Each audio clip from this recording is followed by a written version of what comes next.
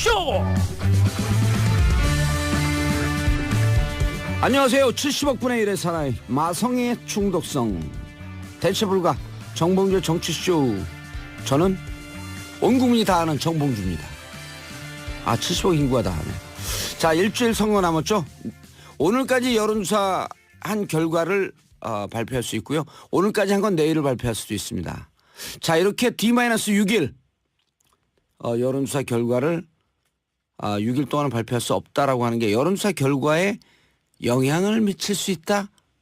저는 찬성하지 않습니다. 대한민국 국민은 이미 어떤 여론조사가 나와도 자신의 소신과 주체적인 의견을 갖고 투표할 정도의 민주의식이 충분히 성장했다. 그래서 저는 D-6일 공표 찬성하지 않고요. 저는 막 공표할 거예요. 그냥 방송에서 말고. 저 쫓아다니면 진짜 여론조사 결과를 알 수 있습니다. 자, 그래도 법은 법이죠. 지켜야죠. 내일서부터는 오늘까지 조사한 것 이외에 내일도 조사하고 모레도 조사하지만 조사해도 비공개. 자, 그래서 여론조사 흐름이 어떻게 되고 있는지 대단히 중요한 날이 되고 있습니다. 일주일 남은 선거 기간 동안 어떻게 투표할 건지 마음에 담아두시고요. 정치 하나도 모르는 분들, 정치 1도 모르는 분들, 정치 9단, 정치 고수로 만들어드리는 정봉주의 정치쇼 103.5MHz 러브 FM. 잠시 우리들의 소중한 후원자 스폰서 광고 듣고 오겠습니다. 굶고 뛰고 땀 빼고 다 해봤다. 그래봐야 소용없었다. 다이어트는 결국 먹는 게 문제다. 다이어트 전문 쇼핑몰 비타샵에서 수십 가지 동결 건조 채소 곡물에다 3가지 단백질, 거기에 비타민 미네랄을 더해 만든 다이어트 전용 그린 스무디를 추천합니다. 다이어트 전용 그린 스무디, 이걸 어떻게 하는 거죠? 하루 한 끼 맛있고 든든한 비타샵 스무디로 바꿔 드시면 됩니다. 1522-6648 혹은 비타샵을 검색해 주세요. 한글도 남보다 빨리 깨치고 참 똑똑했는데 갈수록 실력이 뒤처지는 것 같아 걱정이에요. 혹시 초등학교 교과서 본 적 있어요? 어려운 어휘가 너무 많아요. 학교에서는 어휘 개념을 하나하나 설명해 줄 시간이 정말 부족하잖아요. 그럼 어떡하죠? 내 아이의 어휘만큼은 내가 책임져야죠. 어휘 공부의 정석. 초등교과서에 나오는 어휘를 쉽게 익힐 수 있는 초등어휘 3천, 초등어휘 5천. 검색창에 초등어휘 3천을 쳐보세요. 거울 속에 어떤 아줌마가 동료의 뒷머리를 잡고 벽 쪽으로 받게 하고 있었다. 아프시? 그리고는 저를 빤히 쳐다봤죠. 발소리는 안 나오고 몸은 안 움직여지고. 도와주세요. 공포 팟캐스트 미스테리 고. 감당할 수 있겠어? 자, 5월 10일 새로운 대한민국 시작됩니다. 그날은 제가 특집 공개 방송으로 여러분을 찾아갑니다. 다음 주 수요일 선거 다음 날이죠. 대학로 마로니에 공원 야외 무대로 10시 30분까지 오시면 정봉주의 정치쇼 다시 대한민국과 함께 하실 수 있습니다. 자, 정봉주의 정치쇼 홈페이지에 신청해 주시고요. 혹은 샵 1035 단문 50원 장문 100원에 문자로 신청해 주셔도 됩니다. 다양한 선물 오시는 분들 고맙죠. 감사하죠. 다양한 선물 제 책도 드리고 선물 팡팡 쏩니다. 자, 여론조사 동물농장 원래는 금요일 날 방송이에요. 그런데 이 동물들이 우리를 탈출했어. 그래서 지금 여의도가 아니죠. 이게 어디지? 목동으로 막 달려왔습니다. 밥을 안 준 거 아니에요? 예, 지금 얘기하는 건 하마입니다. 하마는 물 먹고 살아요. 자, 오늘 금요일에 하는 분들 계신데요. 금요일도 합니다. 여론조사 동물농장 지금 대단히 중요한 흐름을 보이고 있기 때문에 판세를 읽기 위해서 오늘 긴급하게 세 분의 동물 모셨습니다. 동물 모시기가 좀 이상하네. 자, 박시영 윈즈코리아 부대표 하마. 네, 반갑습니다. 윈지코리아 컨설팅의 박시영입니다. 예, 윤용 오피니언 라이브 센터장 곰. 네, 윤희용입니다. 반갑습니다. 예, 이상일 아젠다 센터 대표 치타. 네, 안녕하세요. 이상일입니다. 타자는 어디 갔어요? 찾고 있습니다. 저 아니요, 저 어디 타자한테. 예, 우리 좀 이따가 다 방송 끝나면 차 타잔. 다재 개구 금지법 만들 거예요. 새로운 정부 들었으면. 자, 오늘 세 분이 다시 모인 이유는 내일서부터는 이제는 블랙아웃. 아까 제가 그 인트로 모두에 얘기했어요. 왜 이 D6 이때는 발표를 못하게 했는지 그 취지를 제가 간단하게 설명했는데 정확하게 해주시고 이게 다른 나라하고도 좀 비교를 해주세요. 네. 이제 우리나라 공직선거법의 선거 전 6일부터 투표 마감 시각까지 여론조사 결과를 공표하지 못하게 이제 규정하고 있는 것인데요. 예. 이것은 이제 공평하고 뭐 공정하고 정확한 여론조사 결과가 발표되더라도 막판에 이것이 이제 유권자들에게 승리하고 있는 앞서고 있는 후보에게 유권자들이 기울어질 수 있는 이른바 쏠림 현상. 밴드웨건 효과, 우세자 효과라고 하는데 그 효과가 나타나거나 밴드웨건 이펙트 여기까지 해줘야죠. 밴드웨건 효과가 뭐예요? 네. 그다음에 지고 있는 후보에게 동정심이 일어서 지고 있는 후보에게 또 기울어지게 하는 언더독 이펙트. 언더독 이펙트. 자, 그럼 두 개가 이제 어쨌든 어느 게 높은지 모르지만 그런 것에 휘둘릴 수 있을 것이다라고 하는 우려 때문에 이 제도를 이제 만든 것인데요. 예. 그런데 이제 미국, 영국, 일본 같은 경우는 이제 제한이 없습니다. 그리고 프랑스, 독일 같은 경우는 이제 하루 전. 프랑스는 이틀 전 이게 제한이 있는데요. 물론 이제 우리만큼 또는 우리보다 더 긴 제한이 있는 경우들이 있어요. 스페인이라든가 이탈리아 있는데 뭐 그 나라들은 이제 정치 선진국이라고 할 수는 없는 것이니까 대부분 서구의 정치 선진국 같은 경우는 이 제한이 없거나 최소화되고 있는 상황인데 우리 같은 경우는 이제 6일 상당히 이제 사실 적지 않은 기간이라고 할 수 있는데요.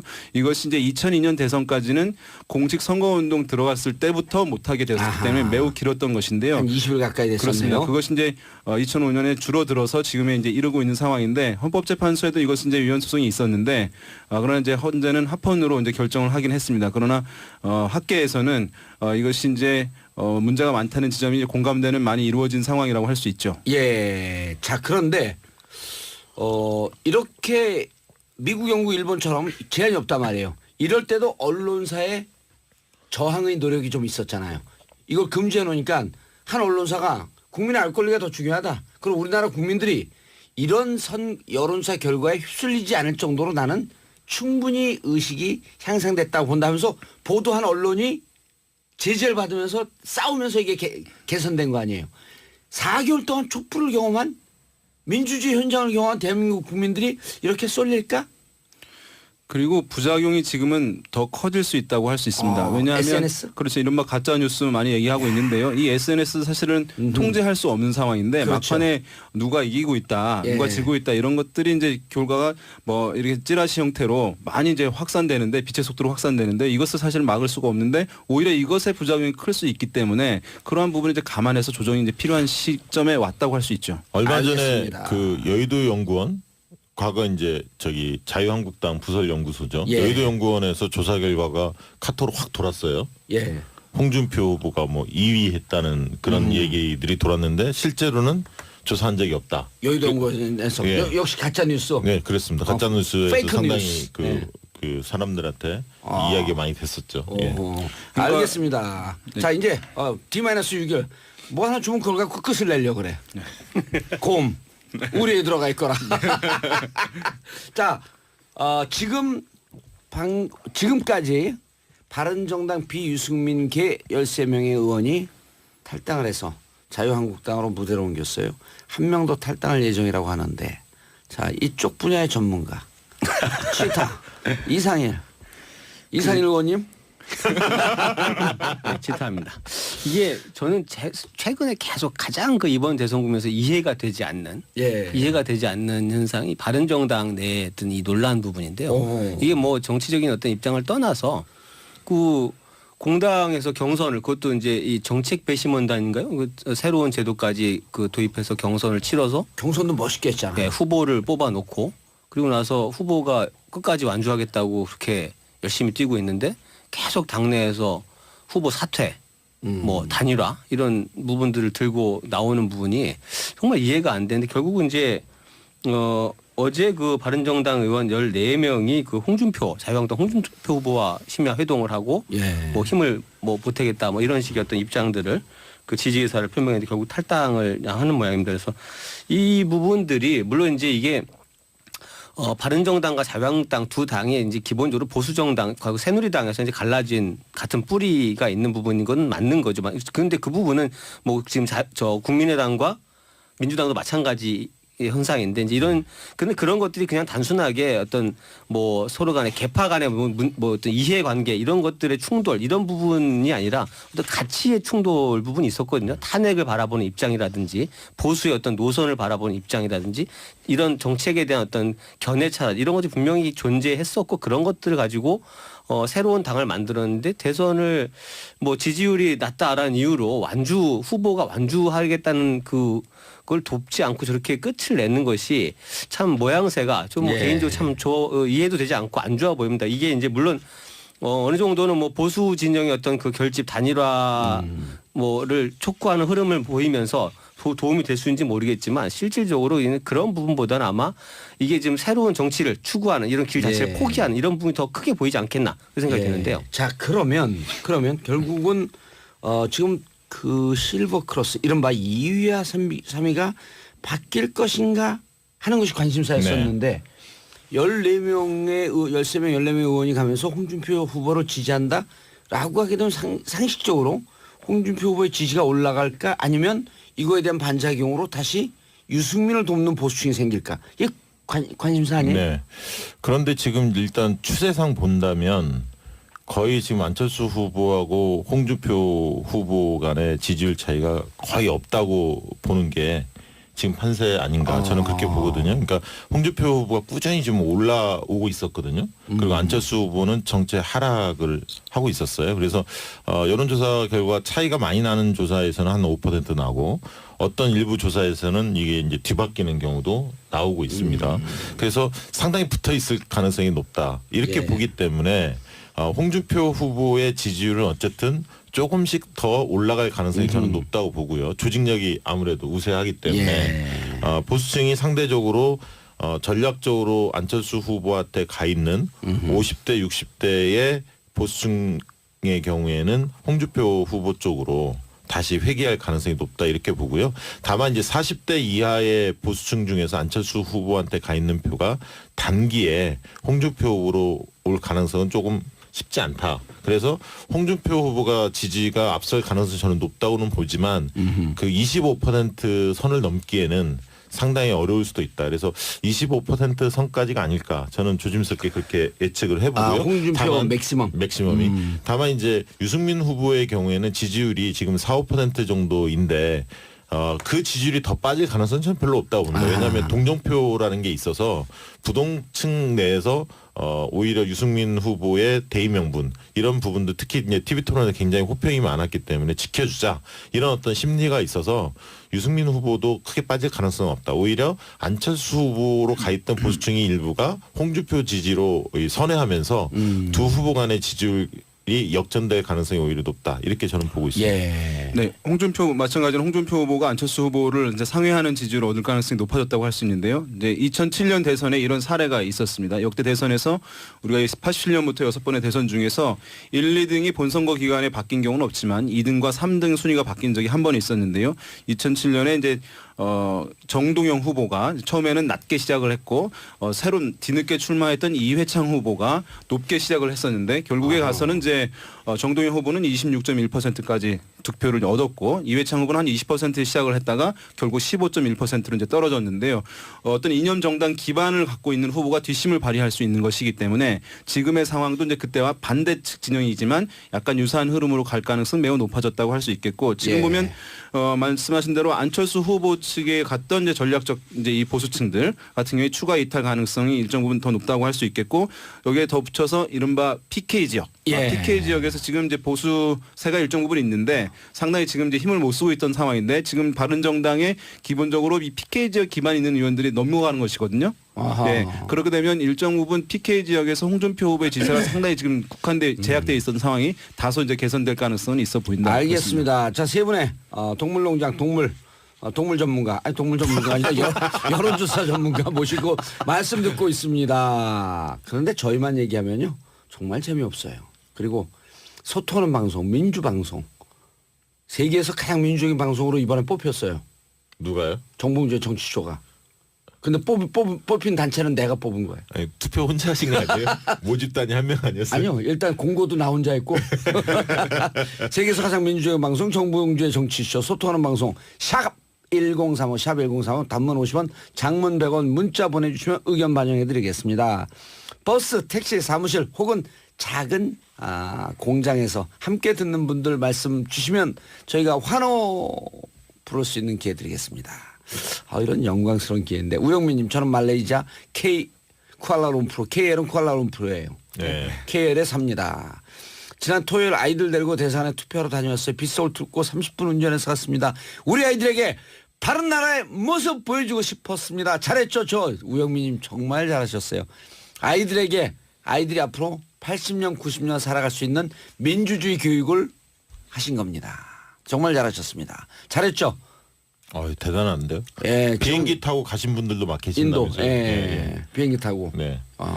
비행기 타고 투표를 하러 정말 고마운 분들이에요. 이게 대한민국의 미래 이런 분들이 있습니다. 자, 그런데 안철수 후보가 계속 지지율이 떨어지는데 김종인 위원장까지 이제 합류해서 이게 막 불이 붙는데 막 기름을 부으면서 으쌰으쌰 해야 되는데 뭐 찬물을 뿌리는 것 같기도 하고 고춧가루 뿌리는 것 같기도 하고 이 행보가 도대체 왜 나오는 거죠? 어떤 효과예요 이게?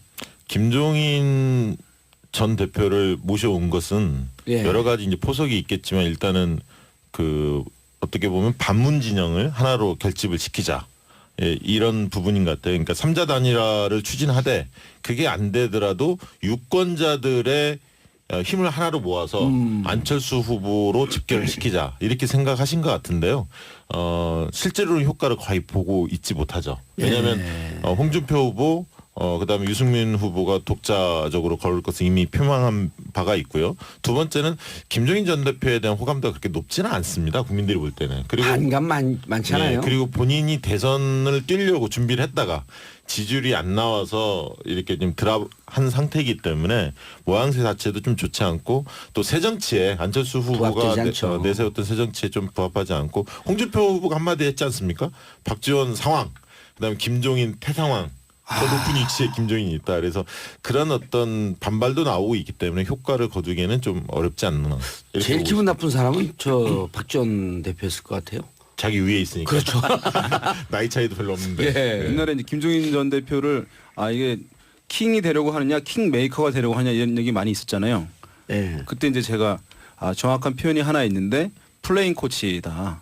그래서 이제 일단 코치를 하다가 감독을 하다가 여의치 않으면 직접 그라운드로 뛰어들 수도 있고 또 뛰어들다가 안 되면 다시 또 나올 수도 있고 플레잉 코치 지금 이제 사실은 동일하게 감독을 하려고 했다가 직접 선수가 됐다가 다시 지금 또 감독이 되는 그런 상황을 맞고 있는데 선거판에서는 아무리 경력이 화려하다 하더라도 실제 대중적 지지율, 대중적 지지 기반이 있어야 선거판을 움직일 수 있는 것이지 그것이 없으면 사실 아무리 명성이 뭐 뛰어나다 하더라도 많이 이제 인적 네트워크가 크다 하더라도 사실 힘을 발휘할 수가 없는 게 이 선거판의 생리거든요. 근데 지금 저는 방금 우리 박시영 부대표가 얘기했지만 김종인 전 대표 전 의원의 인지도는 높거든요. 그렇죠. 네. 인지도는 높은데 그렇죠. 그 선거판을 움직일 수 있냐라고 하면 방금 지적했던 호감도가 높으냐 반감도가 높으냐. 근데 지금은 별로 호감도가 높지 않기 때문에 선거의 플러스 효과는 안 되는 거죠. 네, 거의 없다고 봅니다. 그리고 지금 안철수 후보하고 입장도 지금 엇박자가 있잖아요. 네, 오히려 자유한국당 홍준표 후보와의 연대 문제에 대해서 안철수 후보는 거부하는 입장이고 김종인 전 대표는 추진하겠다는 입장이어서 오히려 혼선이 드러나는 좋지 않은 모습을 좀 보여줬죠. 저는 그런 문제 때문에 오히려 김종인 전 대표와 안철수 후보의 어떤 이 결합은 효과가 없는 게 아니라 효과가 상당히 클 것이다라고 마이너스적으로. 오늘 무섭게 얘기해요. 왜 그러냐면 지금 두 분 말씀하셨지만 김종인 전 대표가 계속 주목을 받았었습니다. 표정도 오늘 아주 조금 건방져. 만약에 민주당 내에서 문재인 대세론을 흔들 수 있는 그 변수가 뭐가 있을까를 전에 이제 다 논의할 때 김종인 전 대표가 만약에 그 민주당을 뛰쳐나와서 문재인과 문재인 진영의 패권주의를 뭐 일종의 그 고발하듯이 예. 폭로해내고 그런 것들을 명분으로 해서 어떤 외곽의 연대를 구성한다. 이거 굉장히 큰 위력을 갖지 않겠냐라는 관측들이 많았는데 일단 그 김종인 전 대표 스스로 그 탈당의 시기와 그다음 이후의 행보에서 명분을 상실을 했고요. 본인 예. 출마를 외친 순간에 사실 그 부분이 상실됐죠. 그리고 그다음에 이제 안철수 전 대표 후보와의 이 결합 부분은 전혀 그런 이제 후속 움직임과 준비도 없는 상태에서 급조된 거란 말이에요. 급조된 데다가 지금 후보하고 그 이 전권을 받았다는 나홀로 공동정부위원장의 말이 서로 다르지 않습니까? 이 부분이 오히려 관심을 안 받고 지나갈 수 있었는데 이게 파열음이 났기 때문에 관심이 생기는 거고요. 호남의 어떤 그 비토 여론을 더 상승시키고 일반적인 중도층 대중의 어떤 관점에서 볼 때도 아 이게 지지율이 하락하니까 갑자기 급조한 연대를 만들어서 뭔가 하려고 하는구나. 이게 좋지 않게 보인다는 거죠. 이게 이 부분마저도 지금 상황 봐서는 끝까지 갈 수 있는지도 저는 불확실해 보이는데 오히려 상당히 악재로 작용하지 않겠나라는 게 제 생각입니다. 예. 그리고 재밌는 게 민주당이 함께 있을 시절에 안철수 의원이 탈당을 했단 말이에요. 총선 앞두고. 그럴 때 김종인 당시 비대위원장이 얼마나 험한 소리를 쏟아붓었어요.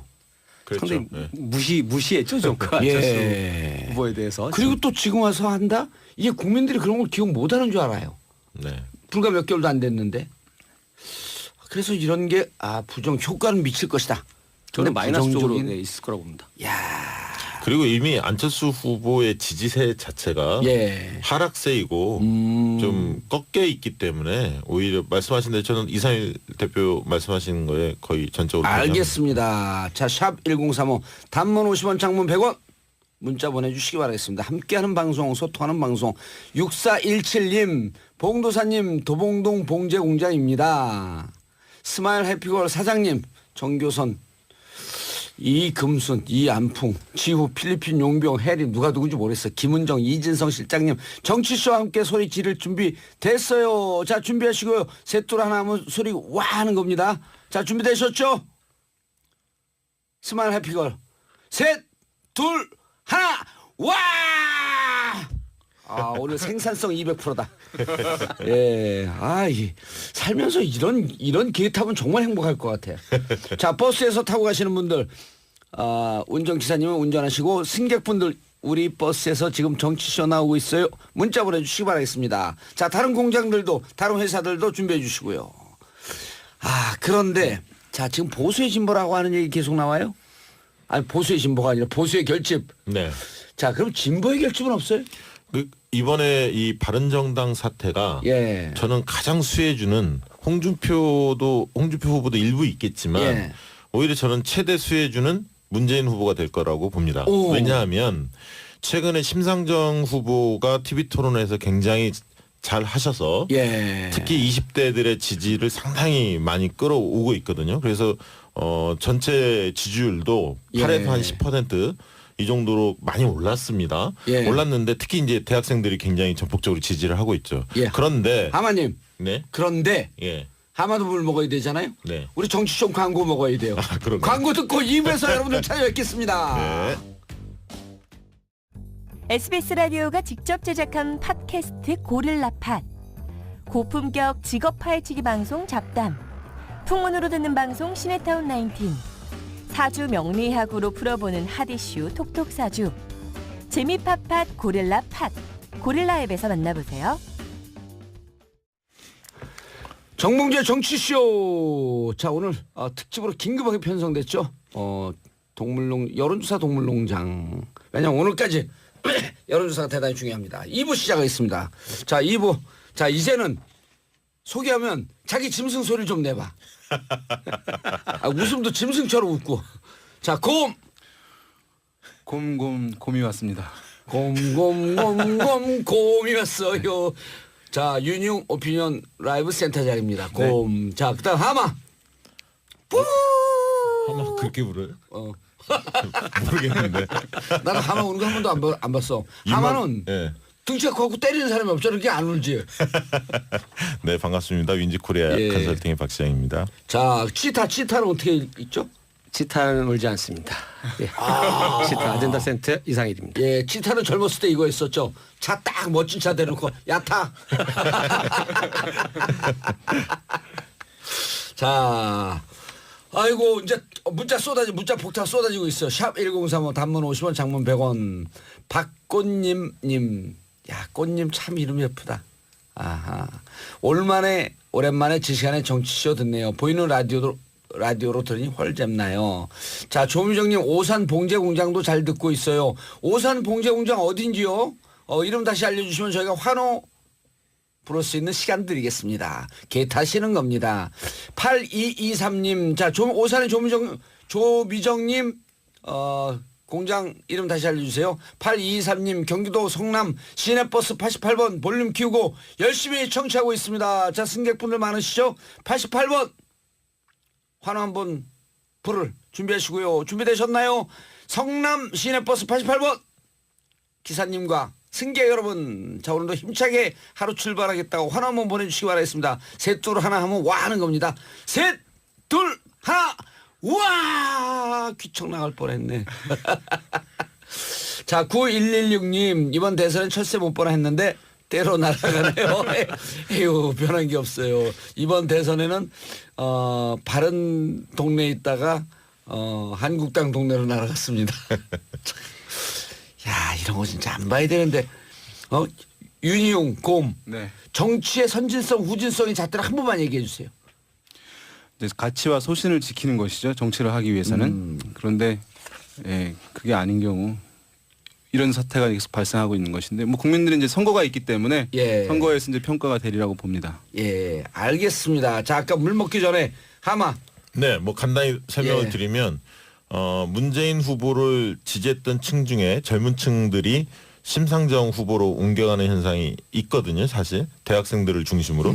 그런데 보수층이 결집하면 그런 어떤 위기의식을 느껴서 정권교체가 물 건너가는 게 아닌가라는 위기의식을 느껴서 그 돌아섰던 표들 중에서 일부가 다시 문재인 후보로 다시 선회할 가능성이 저는 있다고 봅니다. 그런 측면에서 보수층이 결집하면 아무래도 진보층도 결집할 수밖에 없고 그 결집의 효과는 진보 진영의 대표 선수로 모일 수밖에 없다. 때문에 문재인 후보에게 오히려 사전투표를 앞두고 있는 시점에서 젊은 층들이 사전투표를 많이 할 가능성이 높은데 그런 층에서 심상정 후보로 가려고 했던 층. 왜냐하면 심상정 후보 지지층을 분석해보면 계속 지지 의향, 충성도가 가장 낮습니다. 50%, 예, 50%에 불과하거든요. 문재인 후보 지지층 한 80%, 홍준표 후보 지지층도 한 80%, 안철수 후보 지지층은 60%에 머무는 반면에 심상정 후보 지지층이 가장 그런 측면에서 충성도가 낮은데 그 층이 다시 일부가 문재인 후보 지지층으로 옮겨갈 가능성이 저는 있다고 봅니다. 마지막 이게 관전 포인트네요. 네. 자, 근데 안철수 지금 얘기를 하고 있는데 바른정당에서 무슨 얘기를 하고 있냐면 지난 총선에 4.13 승리의 기억, 승리의 경험. 이거 그다음에 빅데이터를 분석하면 사실 국민의당 분위기 좋다.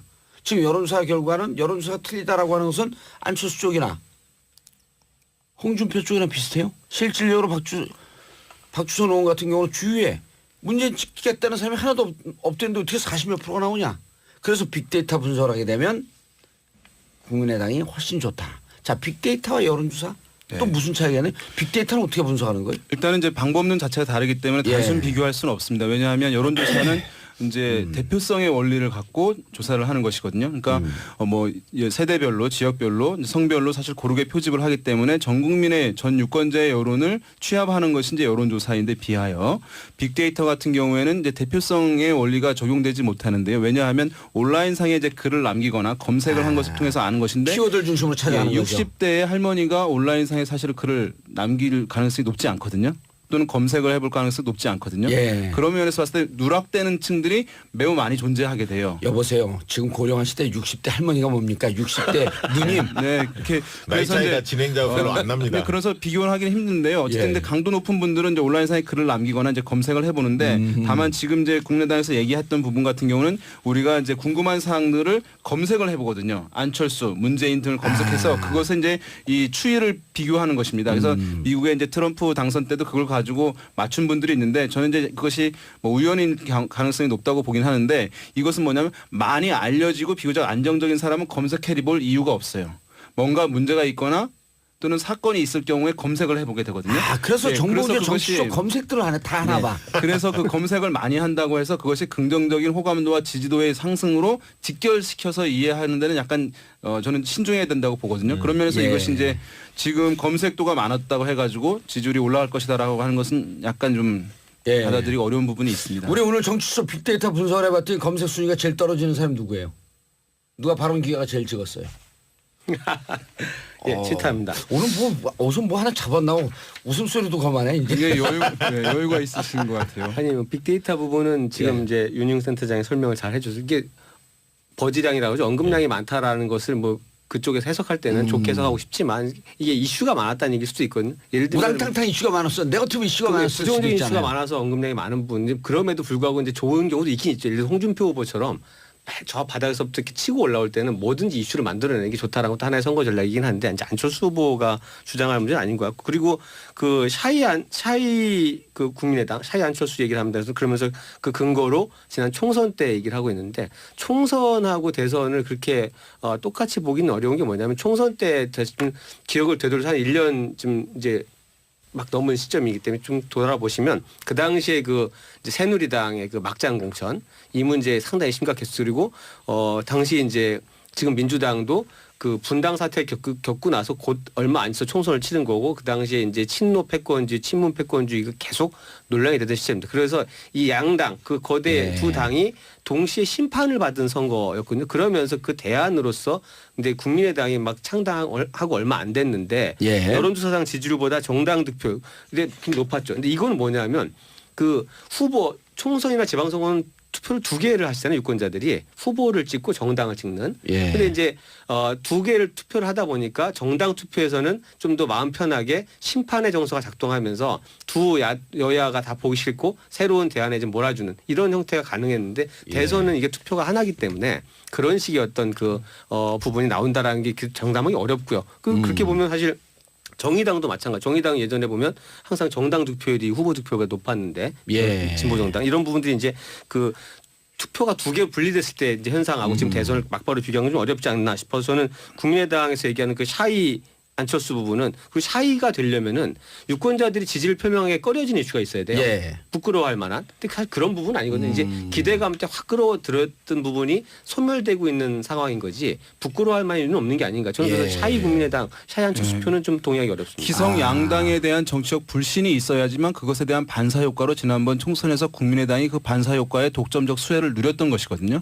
지금은 총선 때 지금은 이제 어떤 양쪽 진영에 있어서 그런 정치적 불신이 극에 달했던 상황으로 반사 효과를 누릴 상황은 전혀 아니기 때문에 그때와는 이제 비교하기는 좀 어려운 측면이 있다. 아니 그리고 그 빅데이터 분석을 할 때 어떤 출처를 인용하냐에 따라서 결과가 많이 다른 것 같아요. 각 후보들이 자기들이 다 앞선다고 하는데 조사 출처들이 다 다르기 때문에 근거가 그것도 좀 꼼꼼히 짚어봐야 할 것 같습니다. 알겠습니다. 샵 1035 단문 50원 장문 100원 함께 참여해 주시기 바라겠습니다. 자 버스 택시 사무실 그다음 주부님들 함께 모여서 같이 듣고 있는 장소는 더더욱이 저희가 힘을 얻을 수 있는 에너자이저 시간 드리겠습니다. 자 그런데 지금 우리가 조그맣게 얘기했는데 해외 부재자 투표? 해외 부재자 투표가 되는 거죠 이게? 해외 교민들. 교민들이 유권 신청해갖고 이제 하는 게 지난번에 비해서 29만 신청이 한 7만 늘었다는 거예요. 그리고 투표가 지금 보면은 22만 1981년. 1981년이 왜 나와요? 우리가 졸업 그때 학번이니까 이게 1981명 꽤 많이 한 거예요. 투표율이 75.3%. 자, 이 해외 부재자 투표가 늘어난 게 누구한테 유리할까요? 이게 흐름을 보여주는 거 아니에요 또? 그리고 국민의당은 여기서 분위기가 좋았다. 거긴 다 분위기가 좋대요. 아주 훌륭한. 아주 파지티브한 마인드는 좋아요. 그러니까 과거에는 나이 드신 분들이 이제 많이 있었고요. 60년대 이제 이민을 가신 분들 위주로 해외 교민들이 이제 구성되어 있었던 데 비하여 최근에 이제 해외에 계신 분들 같은 경우는 젊은 주재원들 또 유학생들 중심이기 때문에 지난번 대선에서도 봤을 때 어쨌든 진보적 성향을 드러내는 것이 투표 결과에서 확연히 드러났습니다. 예. 그래서 이제 이번 같은 경우에도 그 경향성이 유지될 가능성이 높고 투표율도 높았다는 것은 그런 이제 시판 기류가 상당히 이 해외 부재자 투표에도 반영이 되고 있다는 것이고 더군다나 지난번 말씀드렸습니다만은 중국에서의 이 투표 참여율이 높았거든요. 신청자가. 그 이전에는 이제 상당히 미흡했습니다만은 그것은 어쨌든 한중 관계가 악화되고 있는 것에 대한 이것을 좀 개선하고자 하는 그런 기류들이 반영되었을 가능성이 매우 높아요. 그러니까 중국에서 대거 그렇다고 한다면 참여했는데 사드 찬성보다는 사드 반대하는 정당 어쨌든 쪽으로 그렇죠. 뭐 단순히 찬반이라보다도 한중 관계가 어쨌든 그것으로 인해서 악화되는 것을 해소하고자 하는 그런 측면이 있기 때문에 그런 면을 봤을 때는 분석이네. 예 이렇게 어쨌든 야권 후보 진보 진영 후보가 해외 부재자 투표에서는 다소간 높은 득표율을 보일 가능성이 높다. 윤희용 센터장님. 네. 마지막에 말할 때처럼 좀 천천히 얘기하면 안 돼요? 왜냐면 알겠습니다. 라디오로 듣는 분들이 속사포 쏘는 것 같아. 너무 빨리 얘기하라고 하시는 것 같아요. 아니 그러지 않아요. 네. 천천히 얘기할 거. 알겠습니다. 왜냐면 우리는 중심이 말하는 화자, 말하는 사람이 중심이 아니라 이 방송을 듣는 청취자들 중심이기 때문에 많은 내용보다도 조그만 내용이라도 정확하게 이해할 수 있는. 저는 저희 정치 쇼를 들으시는 분들 같은 경우는 아무리 많이 말을 빨리 하더라도 굉장히 수준 높으시기 때문에 금세 이해하실 거라고 생각합니다. 정치 일도 모르는 분들 많은데. 뭐 엉켰어. 아니 그러니까 수준 높은 분들도 있고 또 좀 모르는 분들도 있지만 어떤 상황에서도 다 이해할 수 있는. 그렇죠. 그러면 그래서 우리가 정치가 야 이렇게 재밌구나 했고 정치에 관심을 가져야지 결국은 내 권리를 찾고 대한민국의 미래를 밝게 해줄 수 있다. 대한민국 올해의 민주주의 공헌상 정봉주의 정치쇼 12월에 그런 거 있으면 좋겠어요. 뭐 저 밖에. 받고 싶으세요? 네. 그럼 저희가 챙겨드리겠습니다. 예, 여기 SBS 그거 만들면 좋겠어. 올해 민주주의 방송상 대상 정봉주의 정치쇼 와. 근데 깨보니까 꿈이야. 자 사전 투표율. 네. 자 우리 윤희용 센터장이 얘기를 했어요. 50대 60대는 사전 투표율이 미리 하는 효과밖에 없지만 20대는 안 하려고 그러다가 하는 거다. 왜냐하면 집에서 멀리 떨어져 있어서 투표를 하기 힘들었는데 얘기해 주시죠. 지금 실제로 사전 투표 참여 의향률을 조사를 해보면 의향률 가장 높은 계층이 학생과 화이트 칼라입니다. 직장인들. 아하. 왜냐하면 지금 그 9일 날이 투표일이 임시 공휴일 아닙니까? 이번에 이제 조기 대선이 치러지다 보니까 법정 공휴일이 아니거든요. 그러다 보니까 이제 직장을 나가야 하는 중소기업 중에서 그런 직장들이 있습니다. 그리고 대학생들 경우에는 상당수가 주소가 본적지로 돼 있기 때문에 지방으로 돼 있는 분들이 많기 때문에 사전 투표는 어디서나 할 수 있기 때문에 사전 투표 의향률 조사해 보면 대학생인 경우에는 25에 30%까지 나옵니다. 그러니까 굉장히 사전 투표에 적극적으로 참여 의지가 있는 거죠. 때문에 사전 투표는 높으면 높을수록 상대적으로 20대 20대 30대의 지지를 받는 직장인들과 대학생의 지지를 받는 분이 좀 더 유리할 가능성이 있다. 그렇게 보입니다. 저는요. 제가 조그만 회사를 하나 운영하거든요. 그래서 5월 9일을 어느 분들에게는 근무를 하라고 했고 어느 분들에게는 그냥 공휴일로 했어요. 인증샷을 찍어서 보내면 그날 공휴일이에요. 인증샷을 안 찍으면 근무해야 돼요. 그건 결근. 그런데 누구를 찍었다라고 하는 표현을 하지 말라 그랬어요. 그건 본인의 의사이기 때문에. 그래서 인증샷을 찍어서 보내면 그날 공휴일. 그러나 인증샷이 안 보냈으면 결근. 잘했죠. 회사 운영하는 분들 이렇게 좀 해줬으면 좋겠어요. 어떻게 생각하세요? 다 그렇게 하고 있습니다. 올해 민주상 받을 것 같지? 자 사전투표에 대해서 이상현 치타 나라 치타. 대통령 선거에서 이틀간 전국 어디서나 사전 투표가 가능한 건 이번에 처음 적용되는 겁니다. 이틀. 과거처럼 이제 부재자 신고를 하는 것 뭐 그런 제도에서 이제 바뀌고 이틀 동안 전국 어디에서나 설치되는 곳에 가서 사전 투표할 수 있는 게 처음이기 때문에 사실 투표율 예측이 쉽지는 않습니다. 작년 총선에 비견을 해보면 작년 총선 때 한 58% 전국 투표율 중에 사전 투표율이 12.2%가 그랬거든요. 근데 이제 그걸 비율로 계산해 보면 이번에 중앙선관위 조사를 근거로 추정해 보는 대략적인 이제 투표율이 75%에서 80% 정도 될 것이다. 그리고 사전 투표율이 약 16% 정도. 이게 지난 대선 투표율에 적용을 해보면 한 16%를 좀 넘을 것이다라고 하는데 그거보다는 조금 더 높을 것이다. 그래서 한 20% 가까이가 아마 사전 투표 내지는 넘을 수도 있다라는 부분이 나오고 있습니다. 그래서 자 20% 나오면 꽤 많이 나오는 거죠. 그럼요. 예, 그렇죠. 굉장히 높은 거죠. 그래서 그리고 이제 말씀하신 대로 그 투표 의향률을 조사해서 중앙선관위 조사해서 보면 이제 20, 30대가 이번 선거에 투표를 하겠다라는 어떤 그런 응답이 예. 지난 대통령 선거 때 똑같은 조사 때보다 10% 이상 다 올랐어요. 아. 그런 것들이 이제 적용이 된다라고 보면 사전 투표에 참여할 확률이 굉장히 높은 젊은 층의 투표가 굉장히 활발할 거고 예. 이런 부분들이 아마 전체적인 어떤 판세에도 영향을 줄 것이다. 그래서 이 부분들을 노리고 지난 주말에 각 후보들이 이제 그 자기들 텃밭 좀 자신 지역에서 투표 참여를 독려하는 선거운동을 벌였죠. 지금 그 투표 의향층 조사한 게 중앙선관위에 그 발표된 그걸 인용한 건가요? 아니 중앙선관위뿐만 아니라 각 언론사들이 예. 투표 의향률을 조사를 많이 하기 때문에 예. 대략적인 흐름을 말씀드린 겁니다.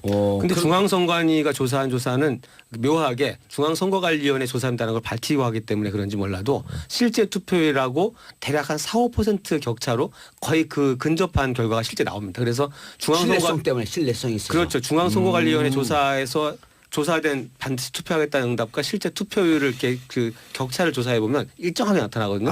그 지난 대선보다 이번에 그 응답이 한 5%는 올라갔다라고 하면 실제 전체 투표율도 그만큼 올라갈 것이라는 분석이 어느 정도 설득을 갖는 거죠. 왜냐하면 동일 시점에서 늘 하거든요. 매년. 아, 동일 매 시점에. 선거마다. 네, 선거마다. 선거 뭐 한 달 한 전이라든지. 달 전 딱 이런 식으로. 예. 저는 그 한 방송에서 이번 투표율 77.7%. 왜냐하면 대한민국의 럭키 세븐 희망의 새로운 나라가 열리고 있다. 마칠 가능성이 상당히 높습니다. 그래요? 저도 77 아니면 78을 예측을 했거든요. 예. 당신이 나서 임명장 주는 거야? 자, 샵 1035 문자 보내주시고요. 지금 여러분들은 세 분의 여론조사 최고의 전문가 곧 미국으로 수출할 겁니다. 미국도 동물농장 차리나요? 미국에 가고 영어로 안 해도 돼요. 아, 미국에 그래요? 있는 교민들을 대상으로 할 겁니다. 자, 김슬기님 사전 투표함 잘 지켜지나요? 각 당 관계자 누가 지키나요? 누가 지키는 거예요? 자, 이건 좀 이따 설명드리고요. 2022님 요즘 뉴스 보면 정치인들 수준이나 법 제도가 국민의 촛불 의식을 따라가지 못하고 있다고 생각합니다. 좀 폼나는 나라 좀 만들어 봅시다. 자, 폼나는 나라 만드는 선두주자가 정봉주의 정치쇼입니다. 하지명님.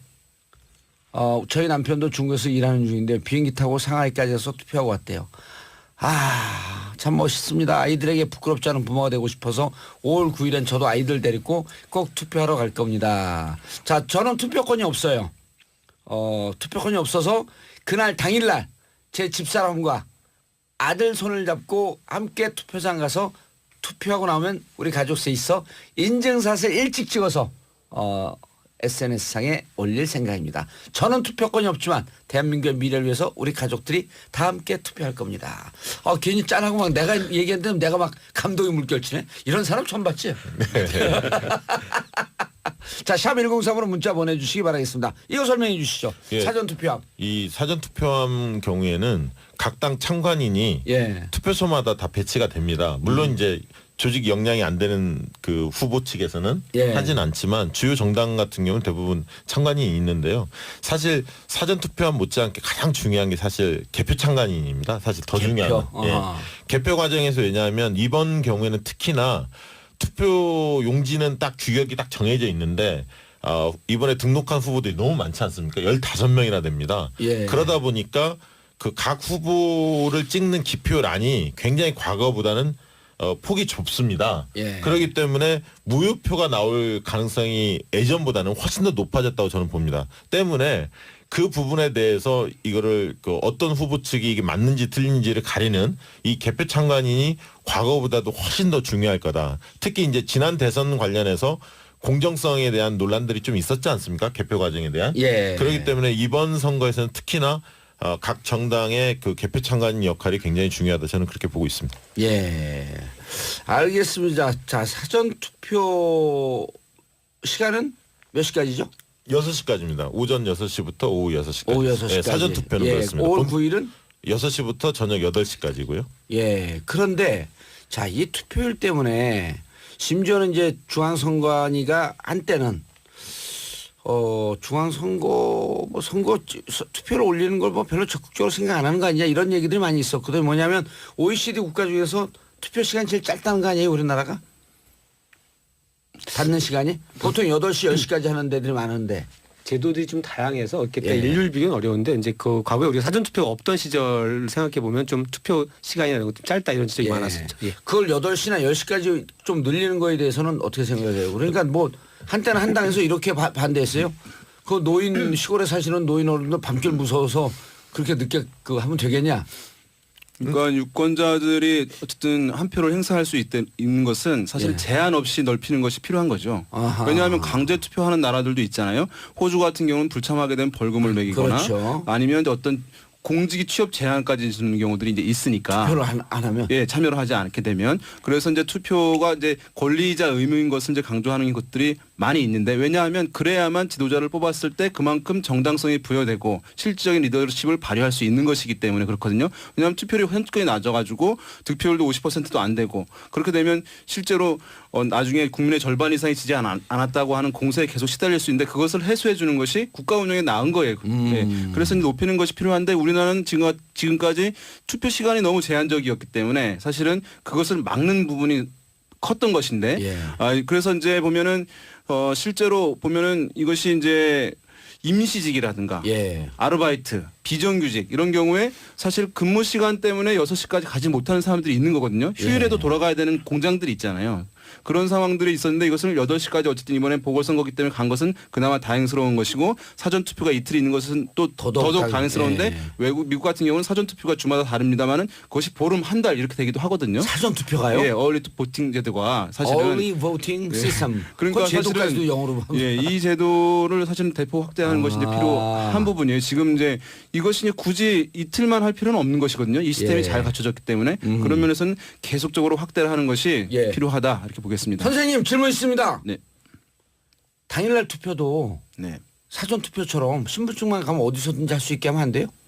가능하죠. 지금 왜냐하면 근데 왜 통계 그거를 그 사전- 전자투표 사실은 준비가 다 돼 있는 거예요. 예. 왜냐하면 명부가 전자적으로 관리가 되고 있는 거기 때문에 어디서 해도 상관없는데 그것도 사실은 지금 이제 제한 예, 있는 것인데 그것을 불필요한 것이죠. 계속 시민사회는 학계에서 주장을 했었죠. 왜냐하면 명부 자체를 근데 왜 안 하고 있어요? 통합적으로 할 수 있기 때문에 왜 안 하고 있죠?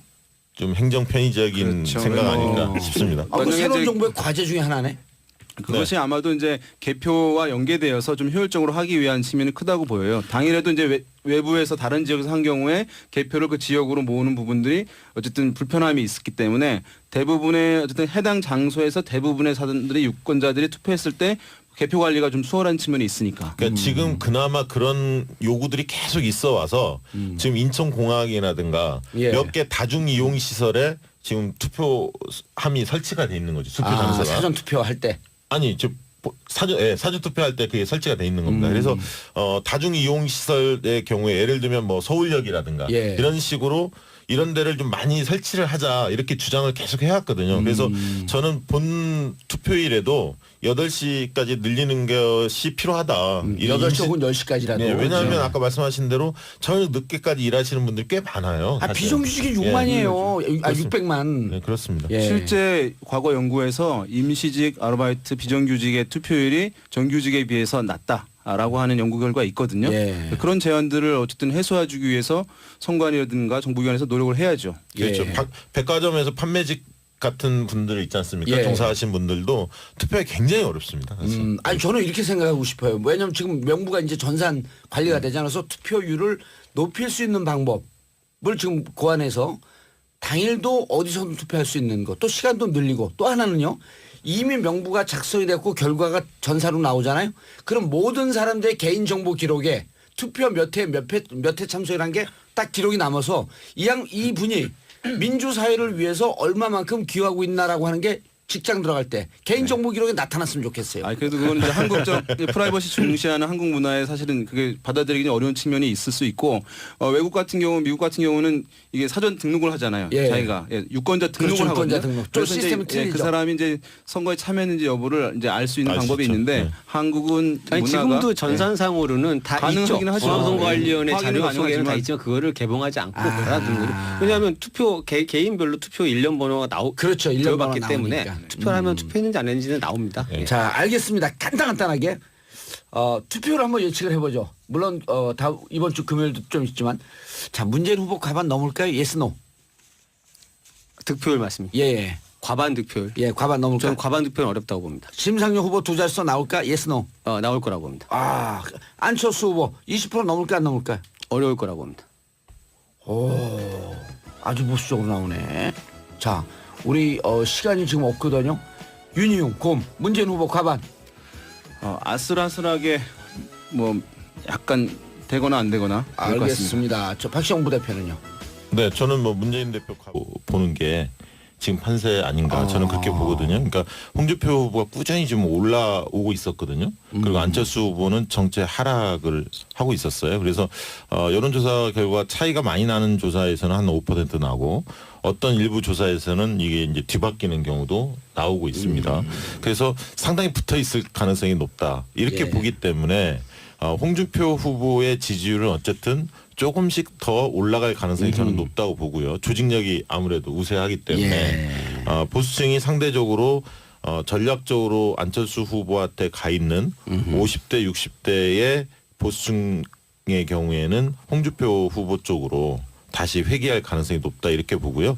다만 이제 40대 이하의 보수층 중에서 안철수 후보한테 가 있는 표가 단기에 홍준표 후보로 올 가능성은 조금 쉽지 않다. 그래서 홍준표 후보가 지지가 앞설 가능성이 저는 높다고는 보지만 그 25% 선을 넘기에는 상당히 어려울 수도 있다. 그래서 25% 선까지가 아닐까. 저는 조심스럽게 그렇게 예측을 해보고요. 홍준표 맥시멈이. 다만 이제 유승민 후보의 경우에는 지지율이 지금 4~5% 정도인데 그 지지율이 더 빠질 가능성은 저는 별로 없다고 봅니다. 왜냐하면 동정표라는 게 있어서 부동층 내에서 오히려 유승민 후보의 대의 명분 이런 부분도 특히 이제 TV 토론에 굉장히 호평이 많았기 때문에 지켜주자 이런 어떤 심리가 있어서 유승민 후보도 크게 빠질 가능성은 없다. 오히려 안철수 후보로 가 있던 보수층의 일부가 홍준표 지지로 선회하면서 두 후보 간의 지지율 이 역전될 가능성이 오히려 높다 이렇게 저는 보고 있습니다. 예. 네, 마찬가지로 홍준표 후보가 안철수 후보를 이제 상회하는 지지를 얻을 가능성이 높아졌다고 할 수 있는데요. 이제 2007년 대선에 이런 사례가 있었습니다. 역대 대선에서 우리가 87년부터 6번의 대선 중에서 1, 2등이 본선거 기간에 바뀐 경우는 없지만 2등과 3등 순위가 바뀐 적이 한 번 있었는데요. 2007년에 이제 정동영 후보가 처음에는 낮게 시작을 했고 새로 뒤늦게 출마했던 이회창 후보가 높게 시작을 했었는데 결국에 가서는 이제 정동영 후보는 26.1%까지 득표를 얻었고 이회창 후보는 한 20% 시작을 했다가 결국 15.1%로 이제 떨어졌는데요. 어떤 이념 정당 기반을 갖고 있는 후보가 뒷심을 발휘할 수 있는 것이기 때문에 지금의 상황도 이제 그때와 반대측 진영이지만 약간 유사한 흐름으로 갈 가능성은 매우 높아졌다고 할 수 있겠고 지금 보면 말씀하신 대로 안철수 후보 측에 갔던 이제 전략적 이제 이 보수층들 같은 경우에 추가 이탈 가능성이 일정 부분 더 높다고 할 수 있겠고 여기에 더 붙여서 이른바 PK 지역, PK 지역에서 지금 이제 보수세가 일정 부분 있는데 상당히 지금 이제 힘을 못 쓰고 있던 상황인데 지금 바른정당에 기본적으로 이 PK 지역 기반 있는 의원들이 넘어가는 것이거든요. 네, 그렇게 되면 일정 부분 PK 지역에서 홍준표 후보의 지지가 상당히 지금 제약돼 있었던 상황이 다소 이제 개선될 가능성은 있어 보인다. 알겠습니다. 자, 세 분의 동물농장 동물 전문가, 아니 동물 전문가 아니라 여론조사 전문가 모시고 말씀 듣고 있습니다. 그런데 저희만 얘기하면요 정말 재미없어요. 그리고 소통하는 방송, 민주방송, 세계에서 가장 민주적인 방송으로 이번에 뽑혔어요. 누가요? 정봉주의 정치쇼가. 근데 뽑힌 단체는 내가 뽑은 거예요. 아니, 투표 혼자 하신 거 아니에요? 모집단이 한 명 아니었어요? 아니요. 일단 공고도 나 혼자 했고 세계에서 가장 민주적인 방송 정봉주의 정치쇼 소통하는 방송 샵 1035 샵 1035 단문 50원 장문 100원 문자 보내주시면 의견 반영해드리겠습니다. 버스 택시 사무실 혹은 작은 공장에서 함께 듣는 분들 말씀 주시면 저희가 환호 부를 수 있는 기회 드리겠습니다. 이런 영광스러운 기회인데 우영민님 저는 말레이시아 쿠알라룸푸르 KL은 쿠알라룸푸르예요. 네. KL에 삽니다. 지난 토요일 아이들 데리고 대산에 투표하러 다녀왔어요. 빗소울 듣고 30분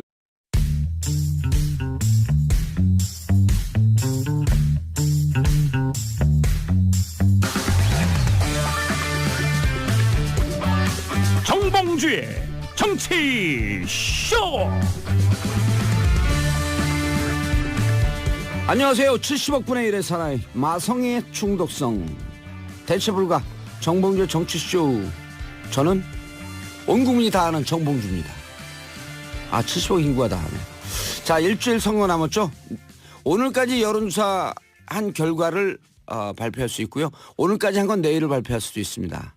자, 이렇게 D-6일 여론조사 결과를 6일 동안 발표할 수 없다라고 하는 게 여론조사 결과에 영향을 미칠 수 있다?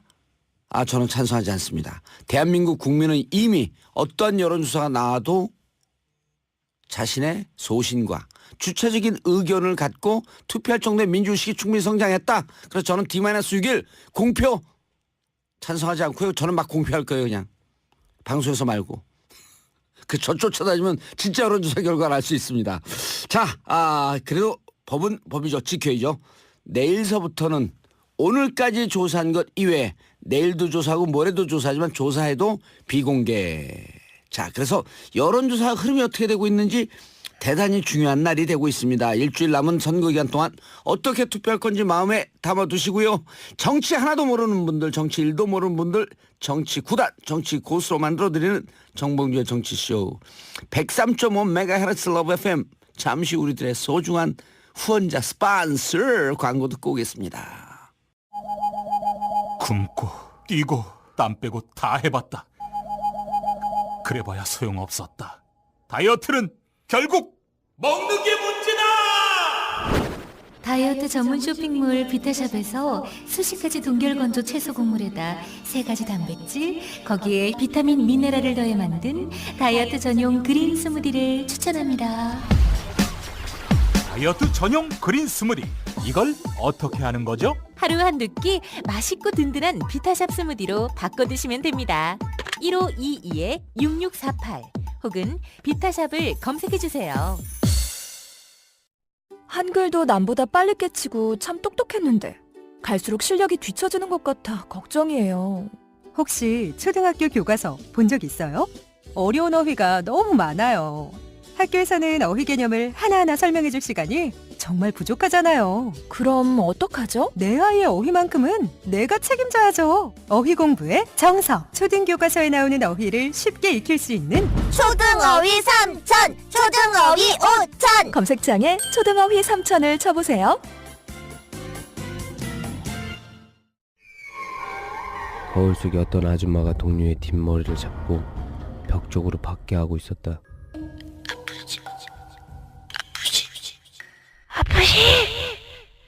그리고는 저를 빤히 쳐다봤죠. 발소리는 안 나오고 몸은 안 움직여지고. 도와주세요. 공포 팟캐스트 미스테리 고. 감당할 수 있겠어? 자, 5월 10일 새로운 대한민국 시작됩니다. 그날은 제가 특집 공개 방송으로 여러분을 찾아갑니다. 다음 주 수요일 선거 다음 날이죠.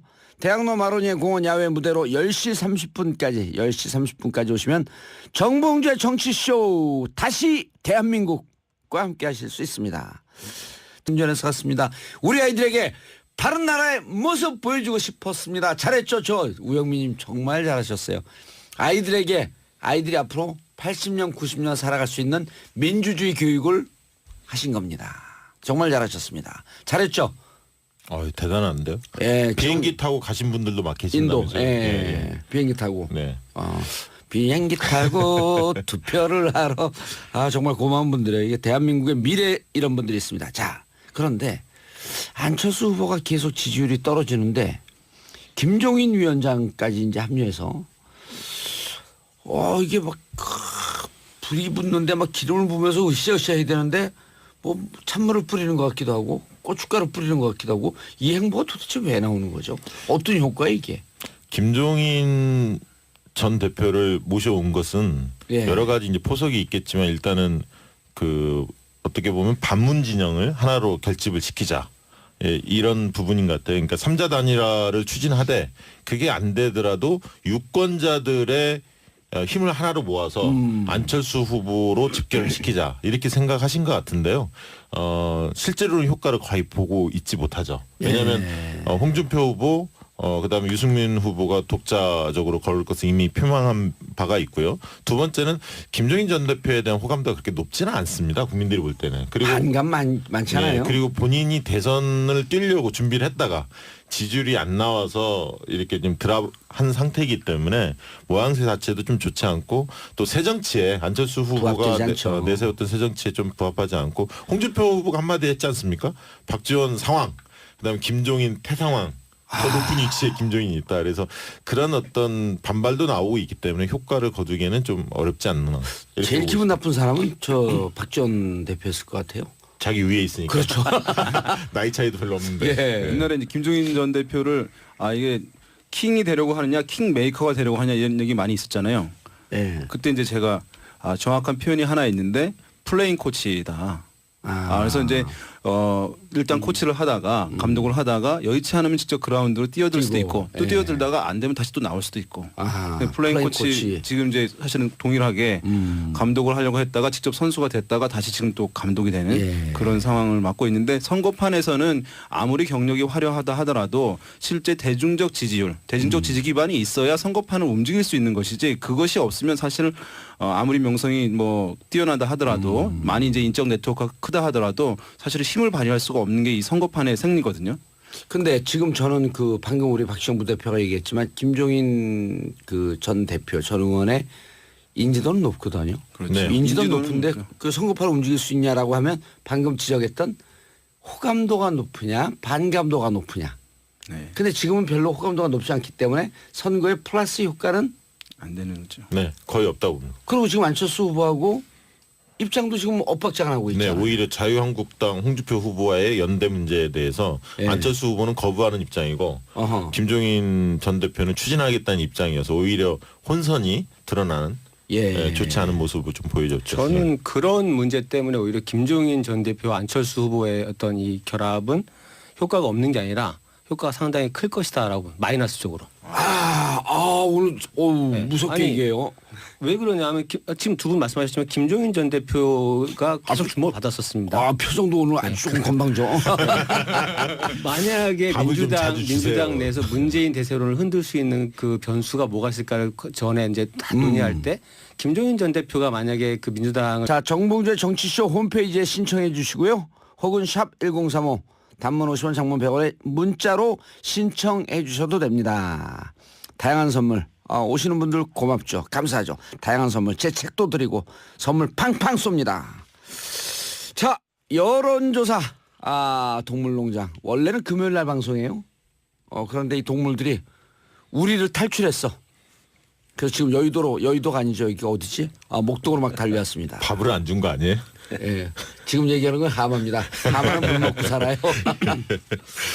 자, 오늘 금요일에 하는 분들 계신데요. 금요일도 합니다. 여론조사 동물농장 지금 대단히 중요한 흐름을 보이고 있기 때문에 판세를 읽기 위해서 오늘 긴급하게 세 분의 동물 모셨습니다. 동물 모시니까 좀 이상하네. 자, 박시영 윈즈코리아 부대표 하마. 네, 반갑습니다. 윈지코리아 컨설팅의 박시영입니다. 예, 윤용 오피니언 라이브 센터장 곰. 네, 윤희용입니다. 반갑습니다. 예, 이상일 아젠다 센터 대표 치타. 네, 안녕하세요. 이상일입니다. 타자는 어디 갔어요? 찾고 있습니다. 저 어디 타잔한테. 예, 우리 좀 이따가 다 방송 끝나면 차 타잔. 아재 개구 금지법 만들 거예요. 새로운 정부 들었으면. 자, 오늘 세 분이 다시 모인 이유는 내일서부터는 이제는 블랙아웃. 아까 제가 그 인트로 모두에 얘기했어요. 왜 이 D6 이때는 발표를 못하게 했는지 그 취지를 제가 간단하게 설명했는데 정확하게 해주시고 이게 다른 나라하고도 좀 비교를 해주세요. 네.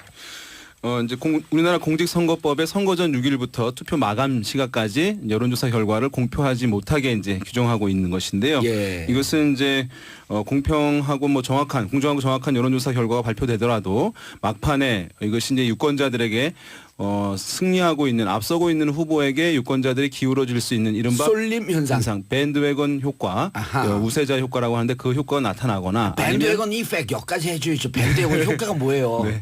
그다음에 지고 있는 후보에게 동정심이 일어서 지고 있는 후보에게 또 기울어지게 하는 언더독 이펙트. 언더독 이펙트. 예, 자, 그럼 두 개가 이제 어쨌든 어느 게 높은지 모르지만 그런 것에 휘둘릴 수 있을 것이다라고 예. 하는 우려 때문에 이 제도를 이제 만든 것인데요. 예. 그런데 이제 미국, 영국, 일본 같은 경우는 이제 제한이 없습니다. 그리고 프랑스, 독일 같은 경우는 이제 하루 전, 프랑스는 이틀 전 이게 제한이 있는데요. 물론 이제 우리만큼 또는 우리가 더 긴 제한이 있는 경우들이 있어요. 스페인이라든가 이탈리아 있는데 뭐 그 나라들은 이제 정치 선진국이라고 할 수는 없는 것이니까 대부분 서구의 정치 선진국 같은 경우는 이 제한이 없거나 최소화되고 있는 상황인데 우리 같은 경우는 이제 6일 상당히 이제 사실 적지 않은 기간이라고 할 수 있는데요. 이것이 이제 2002년 대선까지는 공식 선거운동 들어갔을 때부터 못하게 되었기 때문에 매우 길었던 것인데요. 한 20일 가까이 됐었네요. 그렇습니다. 그것이 이제 2005년에 줄어들어서 지금에 이제 이르고 있는 상황인데 헌법재판소에도 이것이 이제 위헌 소송이 있었는데 그러나 이제 현재는 합헌으로 이제 결정을 하긴 했습니다. 그러나 학계에서는 이것이 이제 문제가 많다는 지점이 이제 공감대는 많이 이루어진 상황이라고 할 수 있죠. 예. 자, 그런데 이렇게 미국, 영국, 일본처럼 제한이 없단 말이에요. 이럴 때도 언론사의 저항의 노력이 좀 있었잖아요. 이걸 금지해 놓으니까 한 언론사가 국민의 알 권리가 더 중요하다. 그럼 우리나라 국민들이 이런 여론사 결과에 휩쓸리지 않을 정도로 나는 충분히 의식이 향상됐다고 본다면서 보도한 언론이 제재를 받으면서 싸우면서 이게 개선된 거 아니에요. 4개월 동안 촛불을 경험한 민주주의 현장을 경험한 대한민국 국민들이 이렇게 쏠릴까? 그리고 부작용이 지금은 더 커질 수 있다고 할 수 있습니다. 왜냐하면 SNS? 그렇죠. 이른바 가짜 뉴스 많이 얘기하고 있는데요. 이 SNS 사실은 통제할 수 없는 상황인데 그렇죠. 막판에 누가 이기고 있다, 누가 지고 있다 이런 것들이 이제 결과가 뭐 이렇게 찌라시 형태로 많이 이제 확산되는데 빛의 속도로 확산되는데 이것을 사실 막을 수가 없는데 오히려 이것의 부작용이 클 수 있기 때문에 그러한 부분을 이제 감안해서 조정이 이제 필요한 시점에 왔다고 할 수 있죠. 얼마 알겠습니다. 전에 그 여의도 연구원 과거 이제 자유한국당 부설 연구소죠. 예. 여의도 연구원에서 조사 결과가 카톡으로 확 돌았어요. 예. 홍준표 후보가 뭐 2위 했다는 그런 얘기들이 돌았는데 실제로는 조사한 적이 없다. 여의도 연구원에서 예. 역시 가짜 뉴스. 네, 그렇습니다. 가짜 뉴스에서 페이크 상당히 뉴스. 그 사람들한테 이야기가 많이 됐었죠. 예. 알겠습니다. 자, 이제 D-6일 뭐 하나 주면 그걸 갖고 끝을 내려고 그래.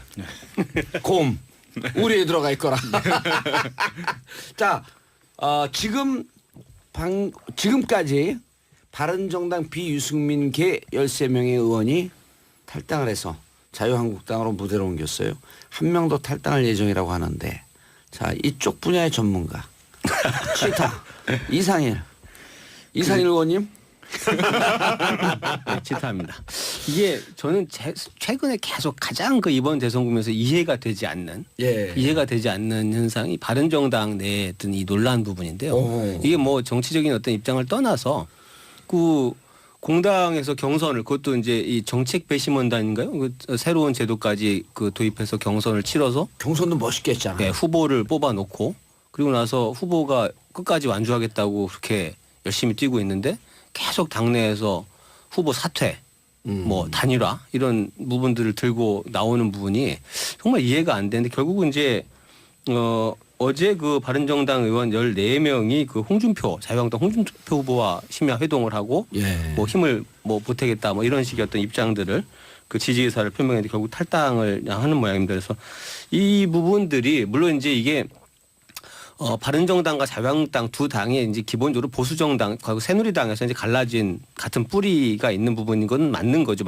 그런데 그 부분은 뭐 지금 국민의당과 민주당도 마찬가지 현상인데 이제 근데 그런 것들이 그냥 단순하게 어떤 뭐 서로 간의 계파 간의 뭐 어떤 이해관계 이런 것들의 충돌 이런 부분이 아니라 어떤 가치의 충돌 부분이 있었거든요. 탄핵을 바라보는 입장이라든지 보수의 어떤 노선을 바라보는 입장이라든지 이런 정책에 대한 어떤 견해차 이런 것들이 분명히 존재했었고 그런 것들을 가지고 새로운 당을 만들었는데 대선을 뭐 지지율이 낮다라는 이유로 후보가 완주하겠다는 그걸 돕지 않고 저렇게 끝을 내는 것이 참 모양새가 좀 개인적으로 참 이해도 되지 않고 안 좋아 보입니다. 이게 이제 물론 어느 정도는 뭐 보수 진영의 어떤 그 결집 단일화 뭐를 촉구하는 흐름을 보이면서 도움이 될 수 있는지 모르겠지만 실질적으로 그런 부분보다는 아마 이게 지금 새로운 정치를 추구하는 이런 길 자체를 포기하는 이런 부분이 더 크게 보이지 않겠나 그 생각이 드는데요. 자 그러면 결국은 지금 그 실버 크로스 이른바 2위와 3위가 바뀔 것인가 하는 것이 관심사였었는데 13명, 14명 의원이 가면서 홍준표 후보를 지지한다라고 하게 되면 상식적으로 홍준표 후보의 지지가 올라갈까 아니면 이거에 대한 반작용으로 다시 유승민을 돕는 보수층이 생길까? 이게 관심사 아니에요? 네. 그런데 지금 일단 추세상 본다면 거의 지금 안철수 후보하고 홍준표 후보 간의 지지율 차이가 거의 없다고